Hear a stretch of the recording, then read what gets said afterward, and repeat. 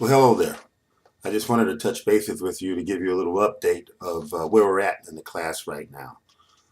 First of all, I realized I never gave you the grading scale for the first exam. Okay, so I want to share with that information with you right now.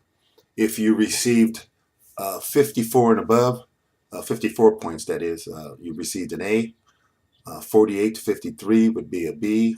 42 to 47 would be a C, and 36 to 41 would be a D, and under 36, you didn't make it. Now, as far as the subsequent exams, I just want to let you know that in almost every case, students perform much better on the second and third and final exams in my class. So, if you didn't perform that well on the first exam, there's no reason to be pessimistic or overly concerned about the next exam as long as you get your studying in. Okay, you'll be all right. Okay, just time yourself a little better.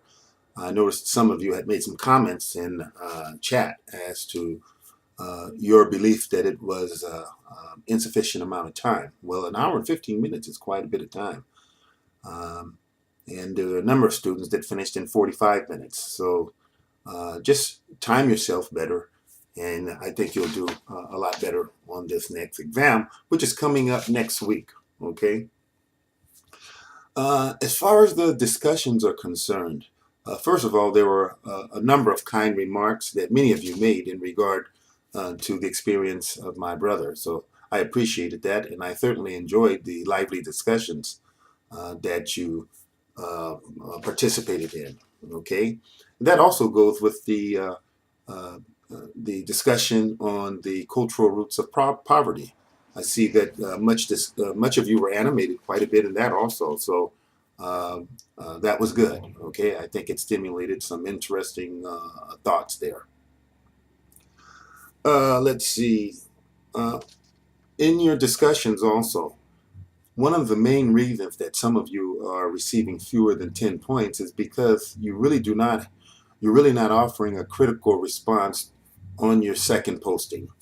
For the most part, you're just agreeing with what that student or what the point that that student with the point that that student has made. Okay, um, a better way to offer a critique or a critical response would be to perhaps see that point from a different standpoint. Don't always agree, but most of the time, I see, well, 90% of the time, that on your second posting, you start out like this. Well, you make a good point, or I agree with you, etc. And then you just make a second statement after that. That's not a critical response. So you want to also look at the syllabus where I specify what type of response would be a critical response. So that's why you're getting 7 or 8 points on your second response. Okay. Some of you, by the way, are not posting a second response. You've just posted one response, and so you're not the most points that you've received is 5, maybe 6 if you did a good job on your first part. But you have to post a second response, and we are at the halfway point, a little past the halfway point now. Uh, that by now you should be well aware of that. Okay, I've opened the assignment for your SLO term paper topic. That is, you'll see that an assignment in Etudes in the assignment and test section. All I want from you is a brief description. All you have to do is write a brief description on what you plan to write on. Now, this is due. It will close October 26th at 11:59. That Saturday night. Now, it's not mandatory, okay, but I highly recommend it so that I can give you some feedback as to how you might want to change your approach in it. It just requires about a brief paragraph.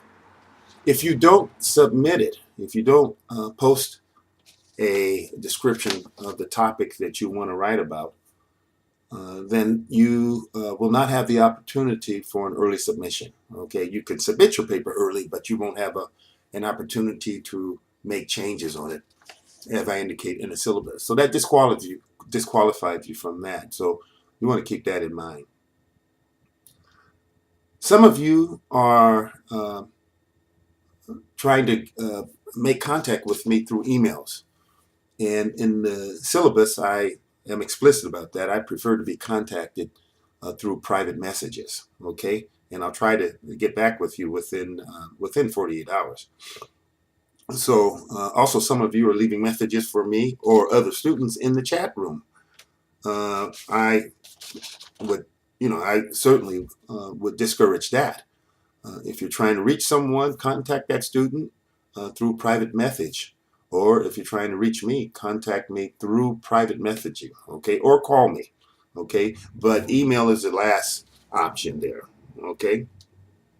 The last point that I want to make is that the videos uh, that I have posted in the module, you are responsible for those videos.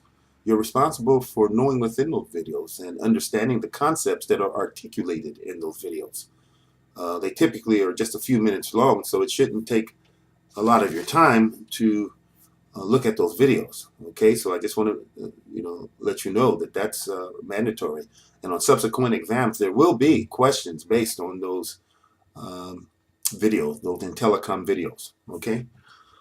Okay, that's about it. And I just wanted to cover these things with you.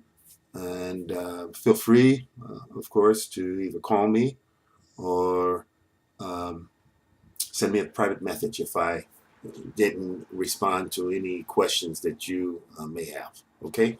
Have a nice day.